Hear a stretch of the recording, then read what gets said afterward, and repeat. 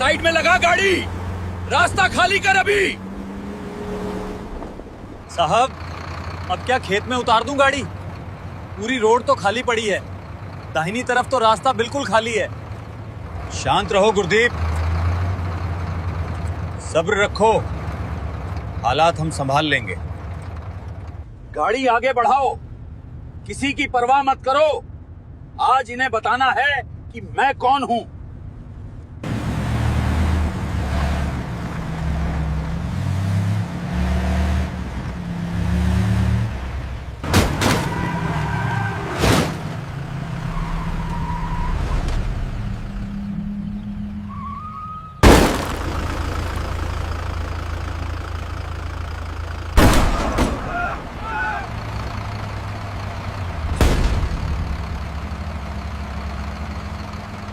नीचे मत उतरना, पहले स्थिति को समझने दो।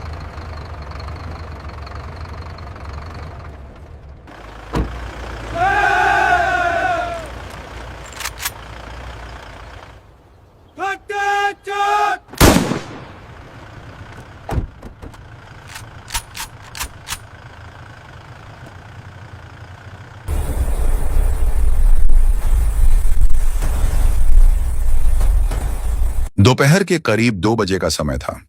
उत्तर भारत के मैदानी इलाकों में सूरज पूरी तेजी से चमक रहा था, लेकिन हवा में एक हल्की ठंडक अभी भी मौजूद थी। यह एक ग्रामीण इलाका था, जहां दूर दूर तक केवल हरियाली ही दिखाई दे रही थी। रास्ते के दोनों तरफ सरसों और गेहूं के खेत लहलहा रहे थे। पीली सरसों के फूल सूरज की रोशनी में सोने की तरह चमक रहे थे। यह दृश्य इतना सुंदर था कि किसी का भी मन मोह ले, लेकिन इस शांत वातावरण में एक अनुशासित हलचल भी थी। इस संकरे लेकिन पक्के रास्ते पर भारतीय सेना का एक ऑली ग्रीन रंग का 2.5 टन का ट्रक अपनी तय गति से आगे चल रहा था। ट्रक पुराना था, लेकिन उसकी देखभाल इतनी बेहतरीन थी कि वह नए वाहनों को भी मात दे रहा था। ट्रक के इंजन की एक लयबद्ध आवाज थी, जो शोर कम और ताकत का एहसास ज्यादा करा रही थी। ट्रक के अंदर अगली सीट पर कर्नल विक्रम सिंह बैठे थे। कर्नल विक्रम 45 वर्ष के एक फिट और प्रभावशाली अधिकारी थे। उनकी मूछें घनी और तराशी हुई थीं और आंखों में एक ऐसी चमक थी जो वर्षों के अनुभव और अनुशासन से आती है। उन्होंने अपनी बेरेट उतारकर गोद में रखी हुई थी और बाहर के खेतों को देख रहे थे। ट्रक को लांस नायक गुरदीप चला रहा था, जो बहुत ही सतर्क और कुशल ड्राइवर था। पीछे की तरफ 4 और जवान बैठे थे, जो आपस में धीमी आवाज में बातें कर रहे थे। वे एक रूटीन मूवमेंट पर थे, एक बेस से दूसरे बेस की ओर जा रहे थे। रास्ते पर ट्रैफिक न के बराबर था। कभी कभार कोई ट्रैक्टर या साइकिल सवार गुजर जाता था।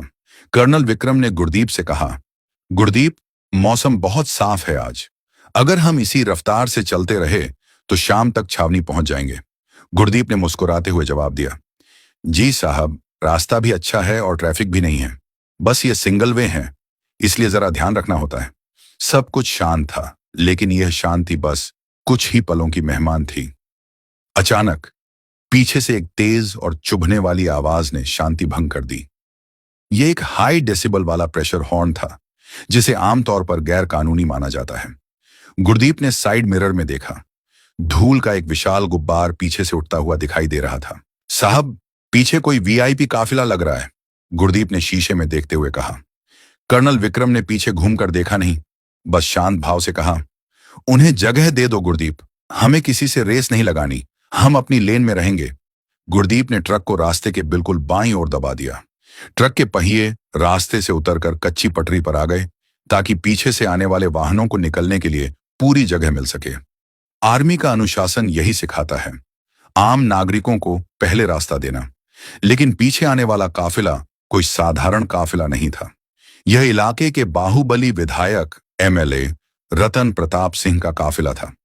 सबसे आगे काले रंग की महिंद्रा स्कॉर्पियो थी, जिस पर लाल और नीली बत्तियां लगी थीं, जो अब नियमों के विरुद्ध थीं, लेकिन यहां नियम विधायक जी का चलता था। उसके पीछे काफिले की शान एक दूधिया सफेद रंग की टोयोटा लेजेंडर चल रही थी। यह कार विधायक की थी और उसके पीछे सुरक्षा कर्मियों से भरी 7 और काली स्कॉर्पियो कारें थीं। कुल मिलाकर 8 स्कॉर्पियो और एक टोयोटा लेजेंडर का यह काफिला रास्ते पर दहशत फैलाता हुआ आ रहा था। हालांकि आर्मी ट्रक ने रास्ते पर काफी जगह दे दी थी, फिर भी काफिले की जीपें लगातार हॉर्न बजा रही थीं। सायरन की आवाज से पूरा गांव गूंज रहा था। खेतों में काम कर रहे किसान सिर उठाकर इस तमाशे को देखने लगे। सबसे आगे चल रही एस्कॉर्ट कार स्कॉर्पियो तेजी से ट्रक के बगल में आई। उसमें बैठे गनमैन ने खिड़की से हाथ निकालकर ट्रक ड्राइवर गुरदीप को और नीचे उतरने का इशारा किया। गुरदीप बड़बड़ाया, साहब अब क्या खेत में उतार दूं ट्रक? पूरा रास्ता तो खाली है। कर्नल विक्रम ने शांत रहते हुए कहा, ध्यान मत दो गुरदीप, बस चलते रहो, अपनी गति धीमी रखो। विधायक की टोयोटा लेजेंडर अब ट्रक के बराबर आ गई थी। विधायक रतन प्रताप सिंह अपनी सीट पर बैठे बैठे यह सब देख रहे थे। उन्हें यह बात हजम नहीं हो रही थी कि एक मामूली ट्रक ने उनकी रफ्तार कम कर दी। उन्हें लगा कि ट्रक ड्राइवर ने जानबूझकर उन्हें साइड देने में देरी की। उनका अहंकार, जो उनकी ताकत और पैसों के नशे में चूर था, उन्हें यह सोचने पर मजबूर कर रहा था कि यह ट्रक वाला उनका अपमान कर रहा है। विधायक ने अपने ड्राइवर को आदेश दिया, कार आगे लगा इसके, देखता हूं कौन है ये। ड्राइवर ने टोयोटा लेजेंडर का एक्सीलेटर दबाया। भारी भरकम एसयूवी ने एक झटके में रफ्तार ली और आर्मी ट्रक को ओवरटेक किया, लेकिन ओवरटेक करके वह सीधा नहीं गया। विधायक के इशारे पर ड्राइवर ने अचानक कार को आर्मी ट्रक के बिल्कुल सामने लाकर कट मारा और जोर से ब्रेक लगा दिया। यह एक बहुत ही खतरनाक कदम था। ध्यान से, कर्नल विक्रम चिल्लाए। गुरदीप ने अपनी पूरी ताकत से ब्रेक पेडल दबाया। आर्मी के भारी ट्रक के टायरों ने रास्ते पर घर्षण किया और एक तीखी छी छी की आवाज गूंजी। ट्रक विधायक की चमचमाती लेजेंडर के बम्पर से महज कुछ इंच की दूरी पर रुका। अगर गुरदीप सतर्क न होता तो एक भयानक दुर्घटना हो सकती थी। ट्रक के झटके से पीछे बैठे जवान एक दूसरे से टकराए। कर्नल विक्रम ने डैशबोर्ड पर हाथ रखकर खुद को संभाला। वातावरण में अब धूल और जले हुए टायरों की गंध थी। कर्नल विक्रम का चेहरा अब भी शांत था, लेकिन उनकी भौहें तन गई थीं। उन्होंने गुरदीप से कहा, नीचे मत उतरना, पहले स्थिति को समझने दो। सामने रुकी टोयोटा लेजेंडर और बाकी की 8 स्कॉर्पियो कारों के दरवाजे एक साथ खुले। ऐसा लगा जैसे किसी फिल्म का सीन चल रहा हो। काली वर्दियों में निजी सुरक्षा कर्मी और सफारी सूट पहने गनमैन बंदूकों के साथ बाहर निकले और उन्होंने आर्मी ट्रक को घेरना शुरू कर दिया। सबसे अंत में टोयोटा लेजेंडर का दरवाजा खुला। विधायक रत्न प्रताप सिंह बाहर निकले। सफेद खादी का कुर्ता पायजामा, गले में सोने की मोटी चेन और आंखों पर महंगा काला चश्मा। उनके चेहरे पर क्रोध और अहंकार साफ झलक रहा था। वे चलते हुए ट्रक के ड्राइवर साइड की तरफ आए। विधायक ने ट्रक के दरवाजे पर जोर से हाथ मारा और चिल्लाया, ओए ड्राइवर, नीचे उतर, तुझे दिखाई नहीं देता पीछे कौन आ रहा है? हॉर्न सुनाई नहीं देता तुझे? कर्नल विक्रम ने गुरदीप को शांत रहने का इशारा किया और खुद अपनी साइड का दरवाजा खोला। वे नीचे उतरे। उनके जूते रास्ते पर टिके तो एक सधी हुई आवाज आई। कर्नल ने अपनी वर्दी ठीक की, बेरेट पहनी और घूमकर विधायक की तरफ आए। विधायक रतन प्रताप ने कर्नल को देखा। उसे लगा था कोई डरपोक ड्राइवर होगा, लेकिन सामने भारतीय सेना का एक कर्नल मौजूद था। फिर भी विधायक का नशा इतना गहरा था कि उसे वर्दी का लिहाज भी नहीं रहा। विधायक ने कर्नल की तरफ उंगली उठाई और तल्ख लहजे में कहा, यह रास्ता क्या तुम्हारे बाप का है जो बीच रास्ते में ट्रक चला रहे हो? कब से हॉर्न दे रहे हैं? साइड देने में क्या जोर आ रहा था? कर्नल विक्रम सिंह ने विधायक की आंखों में सीधे देखते हुए एक बहुत ही संयमित लेकिन भारी आवाज में जवाब दिया, मिस्टर, यह पब्लिक का रास्ता है। हमने आपको निकलने के लिए काफी जगह दी थी और जिस तरह से आपने अपनी कार हमारे ट्रक के सामने रोकी है, उससे न केवल आपकी जान जा सकती थी बल्कि मेरे जवानों को भी चोट लग सकती थी। विधायक हंसा, एक मजाक भरी हंसी। उसने अपने आसपास मौजूद गुर्गों की तरफ देखा और बोला, देखो भाई, ये हमें कानून सिखा रहे हैं। अरे ओ फौजी, तुम जानते नहीं हो तुम किससे बात कर रहे हो। इस इलाके में पत्ता भी मेरी मर्जी से हिलता है और तुम तो बस एक सरकारी नौकर हो। कर्नल ने अपना आपा नहीं खोया। मैं भारतीय सेना का अधिकारी हूं और हम देश के नौकर हैं, किसी व्यक्ति विशेष के नहीं। आप अपनी कारें हटा लें और हमें जाने दें। विधायक का गुस्सा 7वें आसमान पर पहुंच गया। उसे यह बर्दाश्त नहीं था कि कोई उसके सामने इतनी बेबाकी से बोले, वो भी उसकी अपनी इलाकाई जमीन पर। विधायक एक कदम आगे आया और कर्नल के कंधे पर उंगली रखते हुए कहा, तुम्हारे जैसे 2 कौड़ी के कर्नल मैंने बहुत देखे हैं। अभी यहां सबके सामने तुम्हारी वर्दी उतरवा दूंगा। समझ रहे हो? इतनी बेइज्जती करूंगा कि इस रास्ते पर भीख मांगते फिरोगे। ये सुनते ही ट्रक के पीछे से बाकी 4 जवान भी अपने इंसास राइफलों के साथ नीचे कूद पड़े। अपने कर्नल की बेइज्जती उनसे बर्दाश्त नहीं हो रही थी। उन्होंने अपनी राइफलें सीधी तो नहीं की, लेकिन उनकी उंगलियां मजबूत हो गई थीं। माहौल एकदम तनावपूर्ण हो गया था। एक तरफ 30 से 40 हथियारबंद निजी गुंडे और दूसरी तरफ 5 से 6 अनुशासित फौजी। रास्ते के दोनों तरफ खेतों में काम करने वाले लोग अब किनारे जमा होने लगे थे। ये दृश्य अब एक बड़े नाटक का रूप ले रहा था। दोपहर की धूप अब और तीखी हो गई थी, लेकिन रास्ते पर जमा हुए लोगों को गर्मी का एहसास नहीं हो रहा था। वहां का तापमान किसी और ही वजह से ज्यादा हुआ था। एक तरफ भारतीय सेना के 5 से 6 जवान, जो अपनी ट्रेनिंग और अनुशासन के कारण शांत थे, लेकिन उनकी उंगलियां राइफल के ट्रिगर गार्ड के पास थीं। दूसरी तरफ विधायक रतन प्रताप सिंह के 30 से 40 निजी सुरक्षाकर्मी, जो अपनी संख्या के बल पर शेर बन रहे थे। विधायक की बात सुनकर कर्नल विक्रम सिंह के चेहरे की लकीरें सख्त हो गई थीं। 2 कौड़ी का कर्नल और वर्दी उतरवा दूंगा, ये शब्द किसी भी सैनिक के लिए गाली से कम नहीं थे। कर्नल ने गहरी सांस ली। वे जानते थे कि अगर उन्होंने अभी हाथ उठाया या आदेश दिया तो यहां खून खराबा हो जाएगा। ये गुंडे भले ही संख्या में ज्यादा हों, लेकिन उनके ट्रेंड कमांडोज के सामने ये 5 मिनट भी नहीं टिकेंगे। लेकिन कर्नल विक्रम एक जिम्मेदार अफसर थे। वे आम नागरिकों के बीच गोलीबारी नहीं चाहते थे। उन्होंने अपने जवानों की तरफ देखा और कड़क आवाज में आदेश दिया, जवानों, अपनी पोजीशन लो, लेकिन फायर नहीं करना है जब तक मेरा आदेश न हो। Stand down. जवानों ने अपने अफसर का आदेश माना, लेकिन उनकी आंखों में विधायक के लिए गुस्सा साफ दिख रहा था। कर्नल की शांति को विधायक ने उनकी कमजोरी समझ लिया। उसे लगा कि फौजी डर गए हैं। वह जोर से हंसा और अपने गुर्गों की तरफ देखकर बोला, देखा, ठंडी पड़ीडी हाश गई इनकी गर्मी। ये वर्दी वाले सिर्फ बॉर्डर पर शेर बनते हैं, हमारे सामने तो भीगी बिल्ली है। विधायक फिर से कर्नल के करीब आया।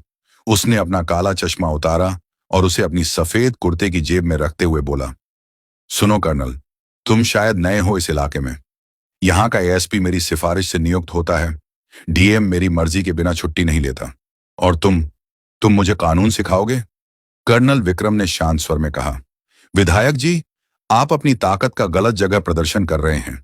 हम दुश्मन नहीं हैं, हम भी इसी देश के रक्षक हैं। आप बस अपनी कारें हटाइए, हमें आगे जाने दीजिए। इस बात पर विधायक आग बबूला हो गया। उसने कर्नल के सीने पर उंगली गड्ढाते हुए धक्का देने की कोशिश की। हटाऊंगा, कारें भी हटाऊंगा, लेकिन तब जब तुम मेरे पैरों में गिरकर माफी मांगोगे। तुमने मेरी कार रोकी, मेरा समय बर्बाद किया। अब माफी मांगो, वरना यहीं सबके सामने तुम्हारा कोर्ट मार्शल करवा दूंगा। इस बीच रास्ते के दोनों तरफ तमाशबीनों की भीड़ जमा होती जा रही थी। आसपास के खेतों से मजदूर, ट्रैक्टर चालक और राहगीर रुक गए थे। पहले लोग डर रहे थे, लेकिन विधायक की बदतमीजी अब हद पार कर रही थी। भीड़ में कुछ कॉलेज के लड़के भी थे, जो शायद शहर से लौट रहे थे। उन्होंने जब देखा कि एक नेता देश के जवानों के साथ ऐसा सुलूक कर रहा है, तो उन्होंने चुपके से अपने मोबाइल फोन निकाल लिए। एक लड़के ने धीरे से अपने दोस्त से कहा, भाई वीडियो बना, ये विधायक तो आर्मी वालों को गालियां दे रहा है, इसे वायरल करेंगे। दोस्त ने कैमरा ऑन किया और रिकॉर्डिंग शुरू कर दी। विधायक का चिल्लाना, गालियां देना और कर्नल का शांत रहना, सब कुछ रिकॉर्ड हो रहा था। विधायक का ध्यान इस तरफ नहीं था। वह अपने अहंकार के नशे में चूर था। उसे लग रहा था कि वह यहां का राजा है और कोई उसका कुछ नहीं बिगाड़ सकता। विधायक ने अपनी फॉर्च्यूनर की बोनट पर हाथ मारा और चिल्लाया, अरे ओ, कहां गया वो एसपी? मिलाओ फोन उसको, अभी के अभी। उसका एक चमचा पीए भागता हुआ आया और फोन मिलाने लगा। कर्नल विक्रम ने अब अपनी आवाज थोड़ी ऊंची की, ताकि वहां मौजूद जनता भी सुन सके। मिस्टर रतन प्रताप, आप एक जनप्रतिनिधि हैं। आपको शोभा नहीं देता कि आप वर्दी का अपमान करें। यह वर्दी किसी नेता की खैरात नहीं है। इसे पहनने के लिए खून पसीना बहाना होता है। आप जो कर रहे हैं वह भारतीय दंड संहिता आईपीसी और आर्मी एक्ट के तहत संगीन अपराध है। विधायक ने थूकते हुए कहा, कानून में लिखता हूं यहां। अपराध तब होगा जब पुलिस लिखेगी, और पुलिस मेरी जेब में है। विधायक ने फिर एक भद्दी गाली दी। ये गाली सुनकर लांस नायक गुरदीप का सब्र टूट गया। वह आगे आया, साहब बस बहुत हो गया, एक हुक्म दीजिए, इसकी हेकदी अभी निकाल देते हैं। कर्नल ने गुरदीप का हाथ थामकर उसे रोक दिया। नहीं गुरदीप, हम कानून हाथ में नहीं लेंगे। इसका जवाब कानून ही देगा। संयम रखो। विधायक ने गुरदीप को आगे आते देखा तो वह और भी आक्रामक हो गया। आ ना, मार मुझे, हाथ लगा के दिखा। अगर तूने मुझे उंगली भी लगाई ना तो पूरे खानदान को जेल में सिर ढवा दूंगा। लगभग 20 से 25 मिनट हो चुके थे। जाम लग गया था। विधायक न तो आगे जा रहा था और न ही आर्मी ट्रक को जाने दे रहा था। वह बस अपनी ताकत का प्रदर्शन कर रहा था। कर्नल विक्रम समझ चुके थे कि बातों से यह आदमी नहीं मानने वाला। कर्नल ने धीरे से अपनी जेब से अपना वॉकी टॉकी निकाला। उन्होंने सोचा कि अब लोकल पुलिस या हेडक्वार्टर को सूचित करने का समय आ गया है। जैसे ही उन्होंने वॉकी टॉकी ऑन किया, विधायक ने झपट्टा मारकर उसे छीनने की कोशिश की। किसे फोन कर रहा है बे? रख इसे नीचे। कर्नल ने फुर्ती से अपना हाथ पीछे किया और विधायक का हाथ हवा में ही रह गया। कर्नल की आंखों में अब अंगारे दहक रहे थे। उन्होंने बहुत ही धीमी और खतरनाक आवाज में कहा, हाथ मत लगाना विधायक जी। अब तक मैं एक नागरिक से बात कर रहा था, लेकिन अगर आपने सरकारी संपत्ति या वर्दी को हाथ लगाया तो मैं भूल जाऊंगा कि आप नेता हैं। फिर मैं वही करूंगा जो एक सैनिक दुश्मन के साथ करता है। कर्नल की इस चेतावनी में इतनी ठंडी दहशत थी कि विधायक एक पल के लिए सहम गया। उसके गुंडे भी जो अब तक हंस रहे थे, एकदम चुप हो गए। माहौल में एक अजीब सा सन्नाटा छा गया। हवा भी रुक गई थी। तभी विधायक के पीए का फोन जोर से बजा। उसने फोन उठाया, कुछ सुना और उसके चेहरे का रंग उड्डड़ी एच गया। वह भागता हुआ विधायक के पास आया। सर, बद्धा फोन है, विधायक ने झुंझलाते हुए कहा। किसका है? कह दो बिजी हूं अभी। पीए ने कांपते हुए कहा। सर, पार्टी हाई कमान से है और सर, वो बहुत गुस्से में लग रहे हैं। विधायक के माथे पर पसीने की पहली बूंद छलकी। उसने कर्नल की तरफ एक शक भरी नजर डाली और फिर कांपते हाथों से फोन थाम लिया। दोपहर की उस तपती धूप में रास्ते के बीचों बीच मौजूद विधायक रतन प्रताप सिंह अपने हाथ में वह फोन थामे हुए था। उसके माथे पर पसीना अब साफ दिखाई दे रहा था। अभी कुछ पल पहले तक जो चेहरा घमंड से लाल था, अब वह डर से पीला पड़ने लगा था। फोन की स्क्रीन पर चमकता हुआ नाम उसके लिए किसी यमराज के संदेश से कम नहीं था। यह कॉल पार्टी के प्रदेश अध्यक्ष का था, जो आम तौर पर सीधे विधायकों को फोन नहीं करते थे जब तक कि मामला बेहद गंभीर न हो। चारों तरफ एक अजीब सा सन्नाटा छा गया था। कर्नल विक्रम सिंह अभी भी अपनी जगह पर अडिग थे। उनकी आंखों में वही ठहराव था जो एक तूफान से पहले समुद्र में होता है। विधायक के गुर्गे, जो अब तक अपनी मूंछों पर ताव दे रहे थे, अपने बॉस के चेहरे का रंग उड्डहता देख एक दूसरे को कनखियों से देखने लगे। उन्हें आभास हो गया था कि हवा का रुख बदल रहा है। विधायक ने कांपते हुए हाथों से फोन को कान से लगाया। हाँ, हेलो सर, जय हिंद सर। विधायक की आवाज लडखदा रही थी। उधर से आने वाली आवाज इतनी तेज थी कि पास मौजूद पीए को भी सुनाई दे रही थी। वह आवाज गुस्से और हताशा से भरी थी। रतन प्रताप, तुम्हारा दिमाग खराब हो गया है क्या? तुम्हें राजनीति करनी है या गुंडागर्दी? और गुंडागर्दी भी किसके साथ? भारतीय सेना के साथ? विधायक ने सफाई देने की कोशिश की। नहीं सर, वो ट्रक वाला मेरी कार के सामने आ गया था। उसने मेरी बेइज्जती की। सामने से आवाज ने उसकी बात काट दी। चुप रहो, एकदम चुप। अपनी बकवास बंद करो। तुमने अभी तक सोशल मीडिया नहीं देखा है क्या? पूरा ट्विटर और फेसबुक तुम्हारे वीडियो से भरा पड़ा है। किसी ने तुम्हारा वीडियो लाइव कर दिया है वहां से। तुम एक कर्नल को, एक वॉर हीरो को 2 कौड़ी का बोल रहे हो, गालियां दे रहे हो। विधायक के पैरों तले से जमीन खिसक गई। उसने घबराहट में चारों तरफ देखा। भीड़ में मौजूद कई लोग अपने मोबाइल फोन ऊपर किए हुए थे। उसे अब समझ आया कि वह जाल में फंस चुका है। फोन पर आवाज जारी थी। सुनो रतन, दिल्ली तक बात पहुंच गई है। रक्षा मंत्रालय से सीधे पीएमओ तक इंक्वायरी जा चुकी है। टीवी न्यूज वाले इस खबर को ब्रेकिंग न्यूज बना रहे हैं। विधायक का अहंकार बनाम सेना का सम्मान। पार्टी की बदनामी हो रही है तुम्हारी वजह से। ऊपर से ऑर्डर आया है, अगर अगले 10 मिनट में मामला शांत नहीं हुआ और प्रशासन ने रिपोर्ट नहीं भेजी तो तुम्हारा टिकट तो कटेगा ही, जेल भी जाओगे। सर, मैं क्या करूं? मुझे बचाइए, विधायक ने प्रार्थना की। अब हम कुछ नहीं कर सकते। डीएम और एसपी रास्ते में हैं। जो वो कहें चुपचाप मान लेना। और हाँ, उस कर्नल से उलझने की अब एक और गलती मत करना, वरना पार्टी तुम्हें पहचानने से भी इनकार कर देगी। फोन कट गया। विधायक के हाथ से फोन लगभग छूटने ही वाला था। टूटी टूटी आवाज, टिकट कटेगा, जेल। उसके कानों में गूंज रहा था। जिस समय विधायक रास्ते पर कर्नल को धमका रहा था, उसी समय वह वीडियो इंटरनेट की दुनिया में आग की तरह फैल चुका था। वीडियो का शीर्षक था, घमंडी विधायक ने की सेना के कर्नल से बदतमीजी, दी वर्दी उतरवाने की धमकी। यह वीडियो जंगल की आग से भी तेज फैला। रिटायर्ड जनरलों ने ट्वीट कर लिखा, यह देश के रक्षकों का अपमान है, ऐसे नेताओं पर देशद्रोह का मुकदमा चलना चाहिए। आम जनता के कमेंट्स की भरमार हो गई थी। लोग विधायक की गिरफ्तारी की मांग कर रहे थे। न्यूज चैनल्स ने अपनी स्क्रीन पर दो खोल दी थी। एक तरफ विधायक का पुराना भाषण और दूसरी तरफ यह वीडियो जहां वह गालियां दे रहा था। एंकर चिल्ला चिल्ला कर पूछ रहे थे, क्या खादी को वर्दी के अपमान का हक है? दबाव इतना ज्यादा हो गया था कि राज्य के मुख्यमंत्री को खुद संज्ञान लेना पड़ा। उन्होंने तुरंत डीजीपी और चीफ सेक्रेटरी को बुलाया और सख्त आदेश दिए, कानून सबके लिए बराबर है, चाहे वो हमारा विधायक ही क्यों ना हो। अगर सेना का अपमान हुआ है तो सख्त कार्रवाई होनी चाहिए। वापस रास्ते पर विधायक रतन प्रताप की हालत पतली थी। उसका नशा पूरी तरह उतर चुका था। वह कर्नल विक्रम की तरफ देखने की हिम्मत नहीं जुटा पा रहा था।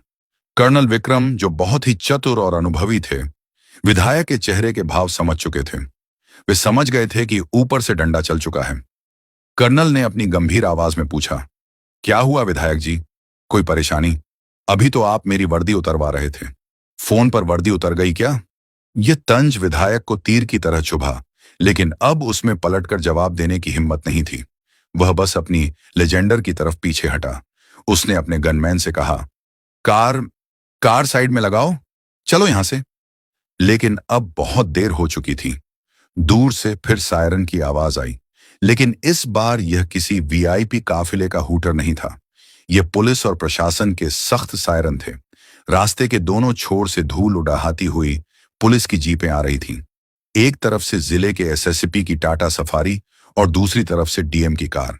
उनके पीछे पुलिस की वैन थी, जिनमें से दर्जनों पुलिस वाले लाठियां और हथियार लेकर कूद पड़े। भीड़ इधर उधर हो गई। पुलिस ने आते ही रास्ते को कोर्डन ऑफ कर दिया। विधायक के निजी सुरक्षाकर्मी, जो कुछ देर पहले तक शेर बने हुए थे, पुलिस को इतनी बड़ी तादाद में देखकर अपनी बंदूकें छिपाने लगे और पीछे हटने लगे। डीएम, एक युवा आईएएस अधिकारी, अपनी कार से उतरे। उनके साथ एसएसपी, एक कड़ीडीडीएच के आईपीएस अधिकारी भी थे। दोनों अधिकारियों के चेहरे पर तनाव और गंभीरता थी। वे सीधे घटनास्थल पर पहुंचे। विधायक रतन प्रताप को लगा कि अब प्रशासन आ गया है तो शायद कोई बीच बचाव हो जाएगा। वह बनावटी मुस्कान लेकर आगे आया। अरे डीएम साहब, आइए आइए, देखिए ना, ये आर्मी वाले कब से रास्ता जाम करके मौजूद हैं, मुझे जाने भी नहीं। डीएम ने विधायक की तरफ देखा तक नहीं। उन्होंने विधायक को पूरी तरह से अनदेखा कर दिया और सीधे कर्नल विक्रम सिंह के पास गए। डीएम और एसएसपी दोनों ने एडीएम, जोधी और कर्नल को एक स्मार्ट सैल्यूट किया। Good afternoon colonel sir, IENNM sorry for the inconvenience, असुविधा के लिए माफी चाहते हैं, डीएम ने बहुत ही सम्मान के साथ कहा। कर्नल विक्रम ने प्रति सैल्यूट किया और हाथ मिलाया। थैंक यू डीएम साहब, मुझे खुशी है कि आप लोग समय पर आ गए। यह दृश्य विधायक के लिए किसी तमाचे से कम नहीं था। जिले का डीएम, जो विधायक के ऑफिस में फाइलें लेकर मौजूद रहता था, आज भरी पब्लिक और रास्ते पर उसे इग्नोर करके एक ट्रक वाले को सैल्यूट कर रहा था। विधायक से रहा नहीं गया। वह बीच में बोल पड़े, डिढ़ा, डीएम साहब, आप प्रोटोकॉल भूल रहे हैं। मैं यहां का जनप्रतिनिधि हूं। आप मेरी शिकायत सुनने की बजाय। एसएसपी ने घूमकर विधायक की तरफ देखा। उनकी आंखों में अब कोई लिहाज नहीं था। मिस्टर रतन प्रताप, एसएसपी ने बिना जी या सर लगाए कहा, प्रोटोकॉल की बात आप नहीं करें तो बेहतर है। आपने एक ऑन ड्यूटी आर्मी ऑफिसर को रोका है, उन्हें धमकाया है और सरकारी काम में बाधा डाली है। हमारे पास आपके खिलाफ पर्याप्त सबूत हैं। वो देखिए।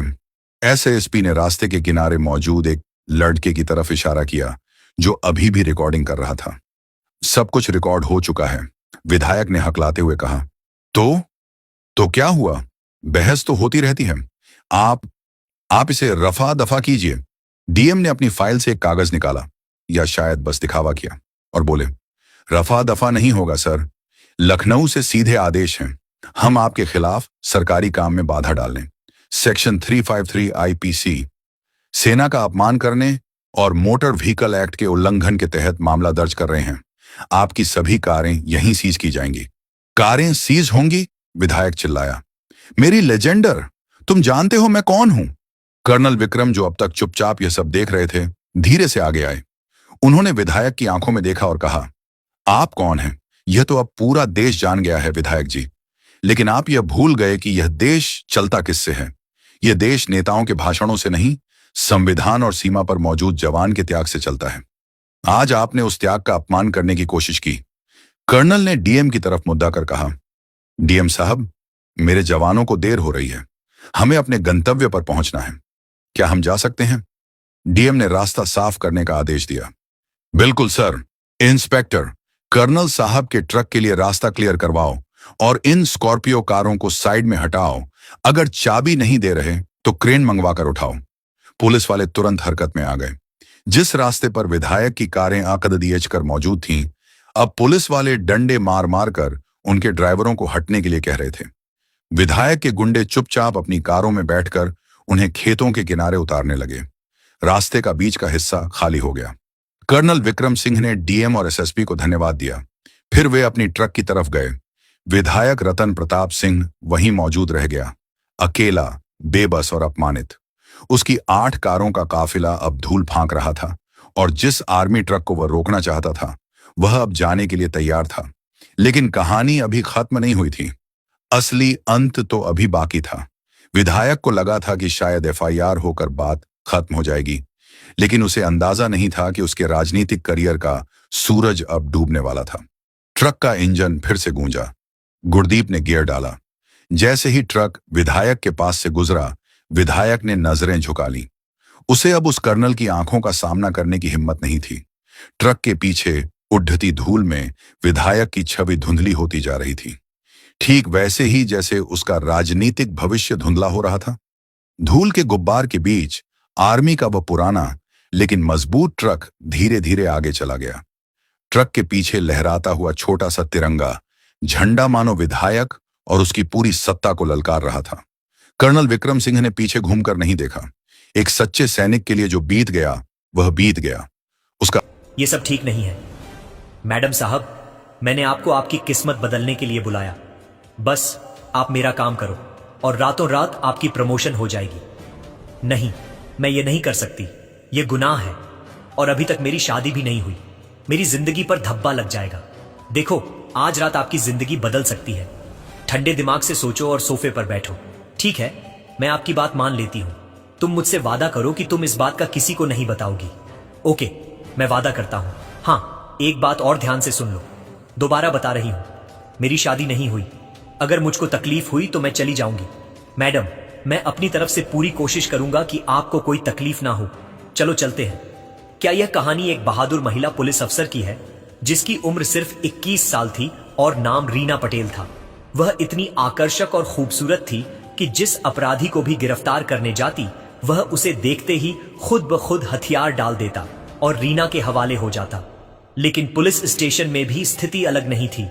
वहां मौजूद पुलिसकर्मियों की गंदी नजरें हमेशा रीना के शरीर पर टिक जाती थीं।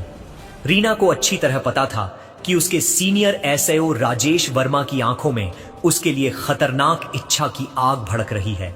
रीना मुंबई पुलिस में सब इंस्पेक्टर के पद पर तैनात थी और अपनी इज्जत को खतरे में डालकर ड्यूटी निभा रही थी। कई बार राजेश वर्मा किसी न किसी बहाने उसे अपने ऑफिस में बुला लेता, कुर्सी पर बिठाता और फिर उसके कंधे पर हाथ रखने की कोशिश करता। रीना हर बार कोई बहाना बनाकर वहां से निकल भागती। राजेश वर्मा रीना के पीछे पागल था और बस मौके की तलाश में रहता कि किसी तरह उसे हाथ लगा सके। एक दिन उसने चाल चली। मीटिंग का बहाना बनाकर रीना को रात गए अपने घर बुला लिया। घर मुंबई के एक पसंदीदा इलाके बांद्रा में था। रात के 11 बज चुके थे जब रीना राजेश वर्मा के घर पहुंची। घर में कोई और नहीं था। दरवाजा खोलते ही राजेश ने मुस्कुराकर कहा, अरे रीना, मीटिंग तो महज बहाना था, असल में मुझे तुमसे एक निजी काम था।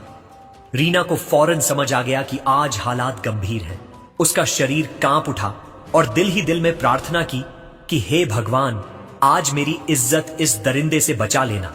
फिर भी वह दरवाजे के पास खड़ी रहकर बोली, सर, यह बिल्कुल गलत है। आपने मुझसे झूठ बोलकर रात के समय घर बुलाया और अब यह सब कह रहे हैं। राजेश वर्मा अब खुद पर काबू नहीं रख सका। उसने रीना का बाजू पकड़ लिया और जबरदस्ती उसे बेड की तरफ खींचा। रीना का दिल जोर जोर से धड़क उठा। उसने पूरे जोर से धक्का दिया और भागकर घर से बाहर निकल आई। लेकिन खतरा अभी टला नहीं था, बल्कि अब तो असली परीक्षा शुरू हुई थी। रात के 2 हार बज रहे थे। रीना अकेली मुंबई की सुनसान सड़कों पर भाग रही थी। अचानक उसके सामने सड़क के बीच में 3 आदमी खड़े नजर आए। लंबी सफेद दाढ़ियां, भारी मूछें और सफेद कुर्ता पजामा पहने हुए एक ने रीना को देखते ही कहा, इंस्पेक्टर साहिबा, इतनी रात को अकेली कहां जा रही हो? हमें भी जरा साथ दे दो। हम भी तो इंसान हैं, हमारा भी दिल करता है। रीना गुस्से में बोली, तुम्हारा मतलब क्या है? तुम क्या कहना चाहते हो? दूसरे ने हंसते हुए कहा, आपको देखकर तो जिस्म में आग लग गई है।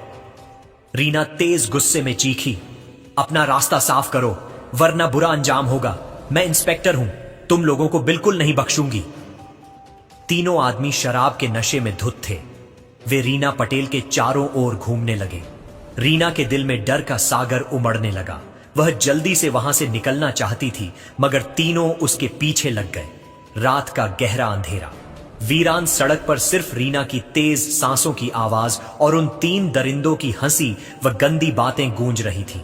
इस सुनसान मुंबई की सड़क पर कोई ऐसा नहीं था जो रीना को इन तीनों से बचा सकता। अचानक एक ने पीछे से रीना का बाजू पकड़ लिया और कहा, इंस्पेक्टर साहिबा, हमें अकेले छोड़कर कहां भाग रही हो? थोड़ा हमें भी खुश कर दो ना। रीना ने पूरे जोर से हाथ छुड़ाया, मगर दूसरे ने हंसते हुए कहा, हमारे साथ भी जरा वक्त गुजार लो इंस्पेक्टर जी, कब से प्यासे बैठे हैं। तुम्हें देखकर तो प्यास और बढ़ गई है। अगर तुम हमें राजी कर लोगी तो हम तुम्हें यहां से जाने देंगे। फिर तीसरे ने जोर से खींचकर रीना का दुपट्टा फाड़ दिया। अब रीना समझ गई कि आज इन तीनों से अपनी इज्जत बचाना बहुत मुश्किल है। रीना थोड़ा पीछे हटने लगी और तीनों आगे बढ़ने लगे। उसने पूरा जोर लगाकर भागना शुरू कर दिया, मगर तीनों भी उसके पीछे दौड़ पड़े। दौड़ते दौड़ते रीना सड़क पर गिर पड़ी। अब तीनों के चेहरों पर हवस का नशा साफ झलक रहा था। वे तीनों नीचे गिरी हुई रीना को घूरने लगे। एक ने शराब की बोतल निकाली और रीना के ऊपर छिड़कने लगा। रीना की यूनिफॉर्म शराब से भीग गई और नशा उसके सिर पर चढ़ने लगा। फिर एक ने बोतल रीना के मुंह से लगा दी। रीना ने मना किया तो उसने धमकी दी, तुम किसी को मुंह दिखाने के काबिल नहीं रहोगी। रीना डर गई और सोचा कि थोड़ी सी पी लूं, वरना ये 3 है और मैं अकेली कमजोर औरत हूं। उसने जबरदस्ती थोड़ी सी शराब पी ली। नशा रीना के सिर पर चढ़ गया और वह सड़क पर लेट गई। तीनों के चेहरों पर हवस की लहर साफ नजर आ रही थी। रीना को लग रहा था कि आज रात उसकी इज्जत नीलाम होने वाली है। तीनों बेसब्री से रीना के करीब आए। एक ने उसके बाल पकड़ने के लिए हाथ बढ़ाया। जैसे ही वह बाल पकड़ने वाला था, रीना ने आखिरी कोशिश की। जमीन पर पड़ी शराब की बोतल उठाई और पूरी ताकत से एक के सिर पर दे मारी। बोतल सिर पर लगने से उसका सिर फट गया। वह खून में लथपथ गिर पड़ा। बाकी 2 घबराकर अपने साथी का यह हाल देखकर पीछे हट गए। रीना कांपते शरीर से उठी और फिर भागने लगी, मगर नशे की वजह से पांव लड़खड़ा रहे थे। एक ने उसका पांव पकड़ लिया। दूसरा गुस्से में आया और चीखा, पहले तो हम काम करके तुझे जाने देते, मगर अब तुझे अपने पास रखेंगे। यह सुनकर रीना और भी ज्यादा खौफजदा हो गई और बोली, मैंने तुम लोगों का क्या बिगाड़ा है? मुझे माफ कर दो और जाने दो। लेकिन बाकी 2 आदमियों ने रीना की एक नहीं सुनी। उन्होंने रीना को पकड़कर जंगल की तरफ घसीटना शुरू कर दिया। वही जंगल जो मुंबई के उपनगरों में समंदर किनारे के पास फैला हुआ था। जंगल के ठीक बीच में एक पुरानी हवेली खड़ी थी जो सालों से बंद पड़ी हुई थी। अंदर सिर्फ रीना और यह 3 दरिंदे थे। रीना को यकीन हो गया कि अब उसकी इज्जत यह जंगली लोग लूट लेंगे। उसका पूरा शरीर डर से थरथरा रहा था। एक पुरानी हवेली में अकेली औरत और 3 नशे में धुत दरिंदे। ऐसी हालत में इज्जत बचना लगभग नामुमकिन था। एक ने रीना का हाथ पकड़ा और गरज कर बोला, अब देख तेरा घमंड कहां जाता है। रीना की नजर हवेली के कोने में पड़ी लकड़ी की लाठी पर पड़ी। जैसे ही एक करीब आया, रीना ने फौरन लाठी उठाई और उसके सिर पर जोर से दे मारी। सिर से खून बहने लगा। बाकी 2 अपने साथी की तरफ भागे तो रीना को मौका मिल गया। उसने जल्दी से दरवाजा खोला और अंधेरे में छलांग लगाकर भागने लगी। रीना जंगल में नंगे पांव भाग रही थी, मगर खतरा अभी खत्म नहीं हुआ था, बल्कि और भी तेज हो गया था। रीना के पीछे अभी भी 2 आदमी पीछा कर रहे थे। थोड़ी दूर एक पुरानी खस्ताल फैक्ट्री थी, मुंबई के पास एक बंद पड़ा सीमेंट प्लांट। रीना वहां घुस गई और एक बड़ी मशीन के पीछे छिप गई। सांस रोककर तीनों अंदर आ गए।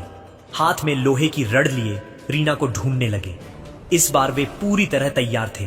कहां छिपी है जानेमान? हम आ गए हैं, हमें राजी कर दे तो जाने देंगे।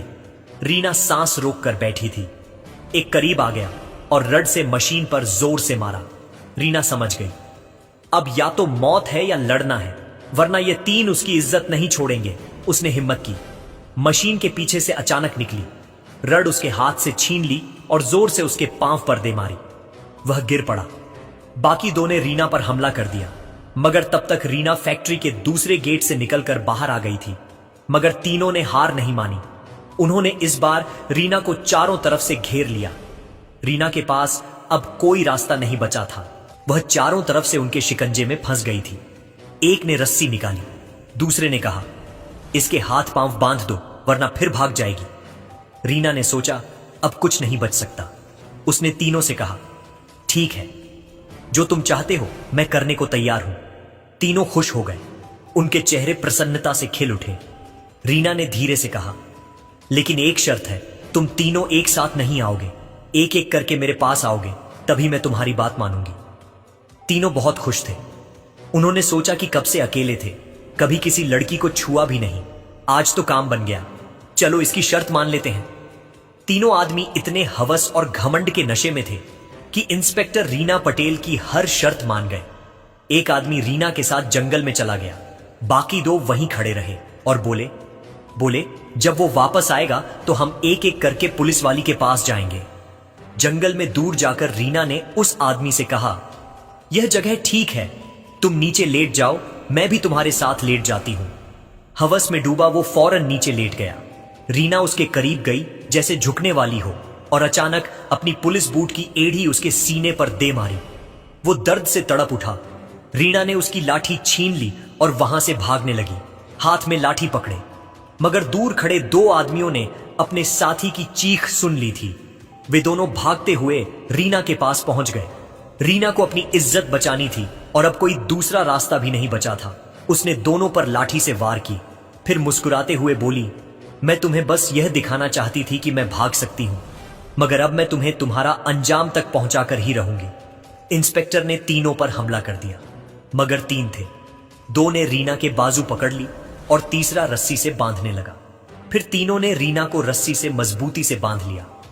एक बोला, इसने हमें बहुत पीछे लगाया है, अब तो ये हमारे पास रहेगी, क्यों ना पहले कुछ खाने का बंदोबस्त करें, बहुत भूख लगी है।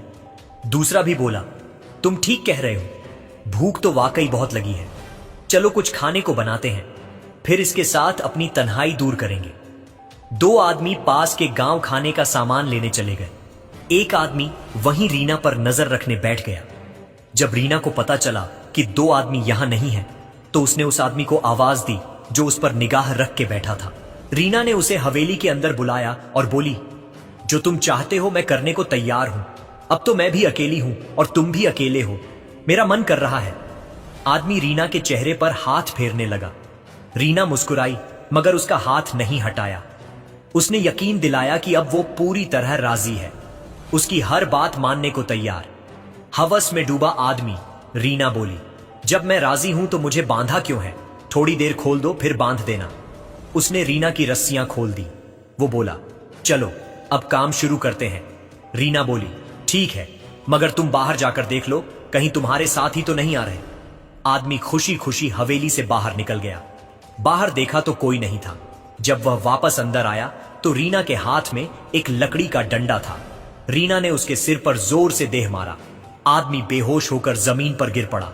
रीना फौरन वहां से भागकर दूर निकल आई। उसने अपने पुलिस स्टेशन को फोन किया और सारा वाकया तफसील से बता दिया। कुछ देर बाद पुलिस की गाड़ी आ पहुंची जिसमें 10 जवान सवार थे। रीना दोबारा उसी जगह पहुंची। पुलिस वाले हवेली के पीछे छिप गए और रीना अंदर दाखिल हुई। तीनों आदमी बैठे थे। रीना को देखते ही खड़े हो गए। अचानक तीनों ने रीना को पकड़ लिया। तभी पुलिस के जवान सामने आ गए और तीनों कोंगे हाथों गिरफ्तार कर लिया। तीनों को पकड़कर पुलिस स्टेशन ले जाया गया। वहां तीनों ने कबूल कर लिया कि उन्होंने कई औरतों को रात के वक्त पकड़कर गलत काम किया है। पुलिस ने इंस्पेक्टर रीना पटेल के बयान के साथ उनका रिकॉर्ड भी दर्ज कर लिया। तीनों 3 दिन जेल में रहे। चौथे दिन पुलिस ने उन्हें जेल से निकाला, हथकड़ियां पहनाई और पुलिस वैन में बिठाकर अदालत ले गई। पुलिस कर्मचारी ने जज को एक चिट्ठी दी जिसमें तीनों के इकरार लिखे थे। जज ने चिट्ठी पढ़ी और तीनों को 15 साल की कैद की सजा और 8 लाख जुर्माने का हुक्म सुनाया। अब इंस्पेक्टर रीना पटेल के चेहरे पर खुशी की मुस्कान थी। न सिर्फ उसने अपनी इज्जत बचाई बल्कि दूसरी औरतों की भी इज्जत महफूज कर दी जो अगला शिकार बनने वाली थी। बुराई का अंजाम हमेशा बुरा ही होता है। बुरे कामों से हमेशा बचो। दोस्तों, ये कहानी सिर्फ सबक देने और एक महिला पुलिस अफसर की बहादुरी दिखाने के लिए बनाई गई है। सारे किरदार और वाक्य ख्याली हैं। किसी भी जाति, धर्म या शख्स से कोई ताल्लुक नहीं। जुल्म करने वाला चाहे कोई भी लिबास पहने, एक दिन वह जरूर अपने अंजाम को पहुंच ही जाता। दोस्तों, अगर आपको यह कहानी दिल को छू गई हो, अगर आपको लगा कि सच्चाई की जीत जरूरी है, तो एक लाइक तो बनता है आपका।